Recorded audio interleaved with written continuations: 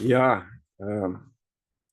v času hipijev oziroma konc 60 let je nastala ena močna knjiga, ki jo je navdihnil Jezus, Tečaj čudežev, ki je potem navdihnila tudi nadaljnje spremembe.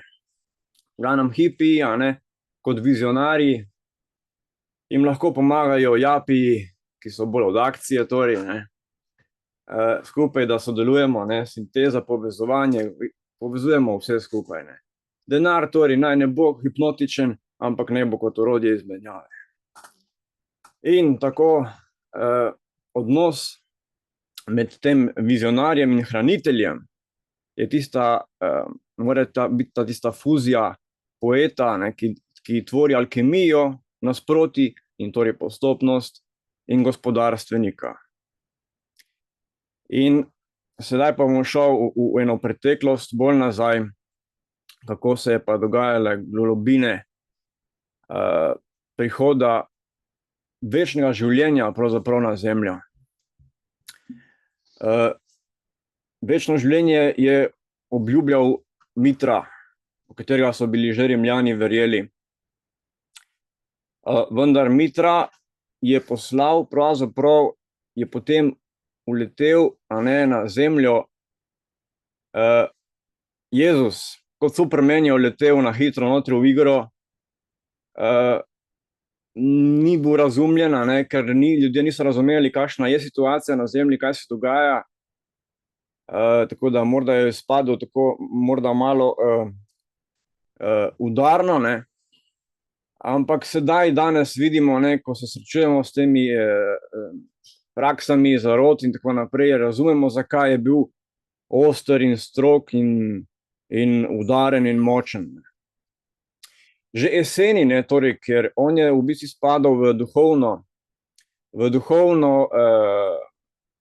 duhovščino od jesenov, in so že imeli recimo sveto družino. Vendar je pravzaprav bil v Indiji in tudi v Tibetu, kjer se je učil duhovnosti, ker namreč na vzhod je šel Set, Kain je ostal na zahodu, na vzhod je šel pa Set, kjer je vzhajajoče sonce. In od tam je bila prinešena pravzaprav Sveta Trojica. Ideja oziroma pogled na Sveto Trojico, ker kar je pa je Jezus torej formuliral oziroma ubesedil kot torej oče, ki je v Indiji predstavlja Brahmana, torej jaz mu rečem filozofator, predstavlja filozofator. Potem imamo princip Svetega Duha, ki je pravzaprav bil prilagojen izraz za močno patriarhalno družbo stare zaveze Židov, ker boginja izraz ne bi bil v redu, tako da imamo Svetega Duha, ki predstavlja Šivo oziroma Šiva in Šakti, nebeški oče in nebeška mati. Šiva predstavlja tisti, ki torej in naredi uničenje oziroma razgradnjo zastarelih stvari, kakor tudi potem ponovna vzpostavitev novih stvari. In torej, to je ta drugi vidik, ki mu pravim energizator ali kanalizator, energizator recimo, ki energizira stvari. In potem imamo še tretji vidik Višnuja, rečejo v Indiji, oziroma srčnega Boga. Tisti, ki ohranja svet, ki ga pride, da ga reši, ker je sočuten. Torej Višnu pozabi, kdo je, in v tem potopu, v najtežjem času in na najtežji del sveta, ki se torej potopi, nabere ogromne količine sočutja in modrosti, in tudi privede do nauka, torej do besede, do poglobitve besede, do spoznanja. Tako da ultimativen, torej dokončen Višnu je bil Jezus, ko torej premaga Luciferja v obliki Jude in postane torej prestolonaslednik. Torej Višnu princip je prestolonasledniški. Potem pa se vendar končni Višnu, V hinduizmu, torej v Indiji, zadnji Višnu je pa predstavljen lahko kot Krišna, lahko pa kot Kalki avatar oziroma Jezus na belem konju, ki je omenjen tudi v Apokalipsi Biblije. Torej tisti, ki pride, da reže glave ljudem, tistim, ki živijo v glavah oziroma ego tripih in tako naprej. Potem imamo pri Židih, v starozaveznikih, je to tukaj torej Mesija, predstavlja Mesijo. Pri budistih je bil prerokovan Buda, ki bo učil čisto dharmo, torej poslanstvo, Buda Maitreja. Potem imamo pri muslimanih, je to veliki duhovnik Imam Mahdi, ki pride skupaj z Jezusom, da uniči hudiča. Pri kristjanih, pa potem sin človekov vidi torej ta uničevalski vidik Šive, ga lahko vidimo kot torej lučinosca, ker se ljudje bojijo, lahko pa ga vidimo tudi kot lažnika ali svetega duha. In torej lučinosec ali učitelj Maitreja prinaša torej besedo o moči, o luči, o moči. Medtem ko torej Jezus, ljubezni nosec, nam pa podaja o srcu. Tako da, kdor hoče študirati o duhu, ne toliko torej o umu, ampak prav o duhu, o moči ali energiji, imate na internetu Maitrejev nauk. Kdor pa hoče poglobljeno vstop v srce in čuda in globine srca, pa imate na internetu lahko tudi zvočno knjigo si pripravite, je pa A Course of Miracles, A Course of Love, torej tečaj ljubezni, ki bo napisan leta 1998 do 2001. O tej knjigi je težko kaj povedati. To je tako udarna knjiga, da jo z umom ne moremo niti komentirati preveč, ker je tako preuredi način življenja, da in tako imamo torej to preobrazbo, ki se dogaja.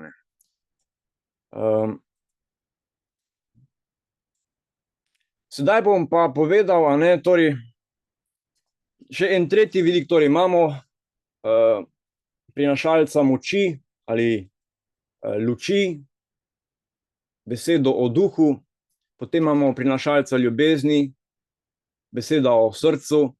Zdaj bom šel pa na telo, na eno praktično prizemljeno reč, ki je razvil Slovenec in je tudi meni pomagala, ko sem zdaj 30. aprila, bo polovica življenja, kar sem spoznal, se zbudil in ukradel svet kradljivcem in ga s spoznanji, v tem bil namenjen, da bom prenesel to zmago, to rešitev človeštvu, ampak sedaj to breme je bilo prehudo in me je,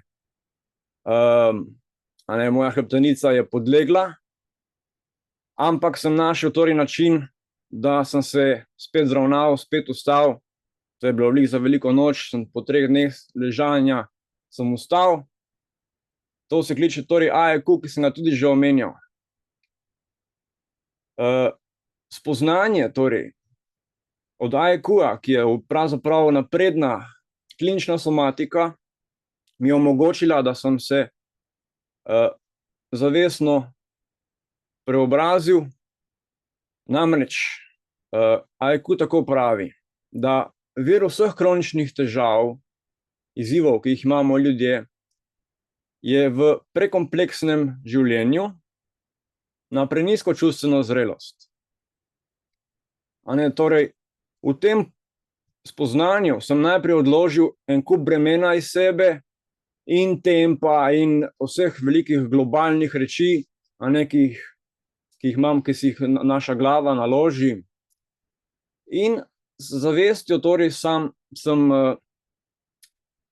zbudil notranje mišice, da sem se zoperstavil temu zunanjemu pritisku, kakor tudi sprostil določene bese in izdaje, ki sem jih doživel v prave smeri. Tako da AEQ tako pravi, otrok, dokler je majhen, točno ve, kaj se mu dogaja in zakaj, notri on čuti v energiji, kaj se dogaja. Vendar nima v levi hemisferi možganski, nima besede, da bi to v besedo staršem. Potem, ko on zraste in pride do besede, se pa že zgodi takšen razmik med desno hemisfero in telesom, ki se začne barvati, kot se vsi v tem svetu pač barvamo, da se zgubi ta povezava, ta stik med telesom in torej pride do senzorične amnezije, torej ne ve več, kaj čuti, niti fizično, niti čustveno, in torej pride do tudi motorne amnezije, ker ne ve več komande, torej povelja mišicam notranjim, da se lahko zoperstavlja zunanjim pritiskom, ki jih, kot vsi otroci, dobimo že od staršev, bremena nase. In potem udari to kot avtoimune bolezni, kot vse te težave se to potem udarja ven. Tako da zaključil bom se z enimi 5 glavnimi besedami AEQ-a, ki so torej pomembnost, da najdemo pomembnost, kar nam je pomembno v življenju. To potem poraja odgovornost. Ta odgovornost potem poraja določeno zaupanje, učinkovitost, in ta učinkovitost potem prinese privlačnost, torej magnetizem v življenju. In tako, torej, dih, AEQ vidi življenje kot gibanje. Gibanje pa predstavlja dihanje in vedenje. Zato pravim, dihanje naj bo počasno in vedenje hitro. Dragi Eden, ti si bil kratek in jedrnat, ampak eno vprašanje zate, zato ker si ti napisal, da je možna debata, oziroma debata, možno so tudi vprašanja. To je veliko za. No, jaz sem si vzel to priložnost, ker poznam veliko ljudi, ki imajo težave z hrbtenico, namreč zaradi težkih bremen. Moje osebno mnenje je, tako kot si ti povedal, dokler nisi odložil vseh možnih bremen, kaosa tega sveta, globalizma, skratka vsega tega, kar se dogaja, kar si naložil, kot zdaj moram pomagati, moram odrešiti, na kak način točno si to recimo bil sposoben v nekaj dnevih, ker si rekel, da si okrog velike noči, še ležal, to uspel narediti, ker marsikomu bo pa morda kakšen nasvet, ker namreč to so duhovne stvari. Vsaka stvar, vsaka bolezen se začne na duhovni ravni, se pravi ezoterični, eterični, pride miselno v telo in se tukaj manifestira. Kako si to uspel rešiti? No, to nam še malo povej.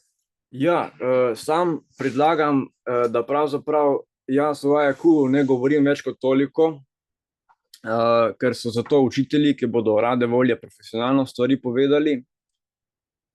Sam sem le tako naredil, torej, da sem v sebi določena bremena, ki sem jih nosil, ki so nevidna, sem jih najprej dal dol sebe, da sem zadihal lahko direkten zrak nad sabo, brez bremen, ki bi bili na ramah in na hrbtenici. In potem preko dihanja in torej čustvenega zorenja, zrelenja, ki se dogaja z notranjo predelavo in z novimi nazori in sprostitvami, sem počasi okrepil toliko notranje mišice, da sem se zravnal in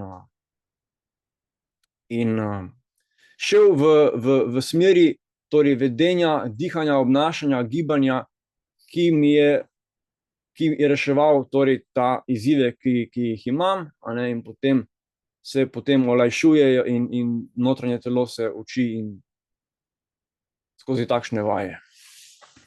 No, torej, res najlepša hvala tebi za obisk danes, za te nauke modre. Tako da društvu smo edino zelo hvaležni, da podeli te osebne izkušnje. Mogoče naslednjič, ti, ki gledaš zdaj nas, se lahko prijaviš, poveš svoje izkušnje. Bo zelo fajn, se drugega bogatimo. Če ima kdo, naj piše, naj pove, naj pokliče. Tako da zaenkrat pa idem tebi srčna hvala.